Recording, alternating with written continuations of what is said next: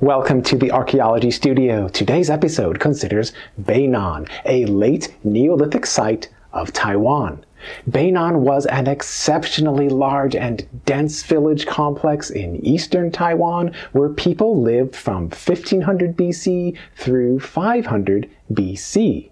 This video guides through the major archaeological findings at Beinan, and the information can support diverse studies about the people who once lived at this site and about the notions of a late Neolithic context. Beinan is the name of an archaeological site at the eastern coast of Taiwan near the Beinan River. The site entails a large and dense village complex, including the remnants of numerous stonework housing foundations, slate-lined coffins, distinctive pottery, polished stone tools, exquisite jade or nephrite jewelry, and more. Around the Beinan site itself, several other sites in the surrounding area and in nearby offshore islands have shown similar archaeological materials. This larger geographic area could be described as a Beinan cultural area beyond the limits of the Beinan site alone. Furthermore, at least some of the people of ancient Beinan engaged in long-distance sea-crossing trade networks that connected with communities in parts of mainland Southeast Asia and island Southeast Asia. In a larger view of the archaeology of Taiwan, Beinan was one of many sites of Taiwan's diverse time periods and internal cultural areas. The oldest known sites of Taiwan have been dated at least as old as 25,000 BC during a Paleolithic or Old Stone Age period of hunter-gatherer sites. Those sites have shown simple stone tools and not much else. By 2800 BC, an abrupt new horizon appeared in the archaeological record of Taiwan, corresponding with the Neolithic period or New Stone Age. Those sites contained pottery, polished stone tools, and evidence of some degree of farming economy and sedentary village lifestyle. During the next several centuries, the people of Taiwan developed diverse forms and styles of their artifacts, houses, and other cultural expressions that have characterized the different cultural areas around Taiwan. The Neolithic period of Taiwan proceeded through early, middle, and late components until about 500 BC. After 500 BC, metalworking technology rapidly gained popularity in Taiwan, thereby bringing significant change in economic, social, and political life. In this overall chronology of ancient Taiwan, Beinan was occupied during the late Neolithic period of 1500 BC through 500 BC. By that time, several cultural areas could be distinguished around Taiwan, and Beinan represented one of those cultural areas of the late Neolithic period. The Beinan site and other related smaller sites of the shared Beinan cultural tradition were situated on low-elevation coastal plain landforms. Much of the terrain consisted of alluvial sediments from river flows, such as from the Beinan River, combined with varying amounts of hill slope erosion or coastal deposition in some places. The supporting landforms of the Beinan period did not exist prior to 1500 BC. Prior to that time, Beinan's associated landforms had been underneath shallow ocean water, and people had lived in other nearby landform settings. Due to the change in sea level combined with rapid tectonic uplift of Taiwan's eastern coastal mountain range, the low-lying coastal plains, such as at Beinan, became inhabitable above sea level by 1500 BC. Thereafter, the landforms became increasingly stabilized above sea level, plus they accumulated more and more sediments through the next centuries.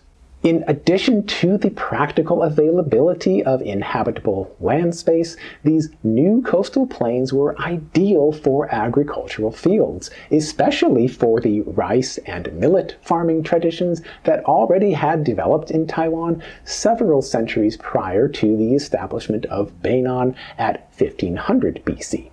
During the time range of 1500 BC through 500 BC, the people of Beinan inhabited a productive coastal plain enriched by the Beinan River. Additionally, these people could access into the inland hilly terrain or into the ocean within close proximity. The archaeological excavations at Beinan so far have been the largest ever in Taiwan, exceeding 10,000 square meters of exposure. This large format of excavation revealed extensive stonework foundations of houses, hundreds of slate-lined coffins, and much more. Portions of the site now are visible in protected areas of the Beinan Cultural Park and the associated site museum. Additional curated exhibits are at the nearby Taiwan National Museum of Prehistory. The stonework remnants reflected the positions of numerous houses, originally organized in rows along the edge of the Beinan River. The surrounding coastal plain most likely was used for rice and millet farming, much like can be seen in eastern Taiwan today. The wood and thatch of the ancient houses all had disintegrated long ago, so the precise forms and styles of the ancient houses are difficult to ascertain today. Nonetheless, at least the overall footprints and positions of each house can be measured objectively.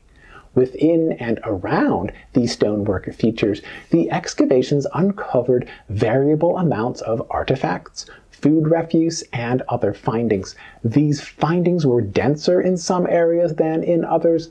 These variations could be interpreted as reflecting the intensity of past activities at the different households. A unique finding at Beinan was a large slab of stone carved with the shapes of steps, similar to a ladder. Most likely this object facilitated access to and from a raised stonework house foundation. The uniqueness of this one stone object, however, would imply that ordinarily people had made their steps or ladders of wood or other perishable raw materials that did not survive in the archaeological record. In this case, the investment in carving a large stone slab can be regarded as unusual, and the creation likely made a statement in public view at the front of a house. Around the housing foundations, the Beinan site has shown several hundreds of slate-lined coffins. People could access slate in the eastern mountains of Taiwan, and people used this raw material not only for making the slate-lined coffins, but also for housing construction materials and for making pointed tools and weapons. These traditions continued long after the Beinan period of 1500 BC through 500 BC, and these later documentations have enabled more interpretations of the material remnants from the ancient site of Taiwan. According to the local traditions, the slate-lined coffins potentially could be left open for some time or perhaps reopened at a later time in connection with ritual offerings and respect of the ancestors who were buried in these coffins. Some of the slate-lined coffins have been preserved in a part of the Beinan Site Museum, where detailed excavations and analysis may continue.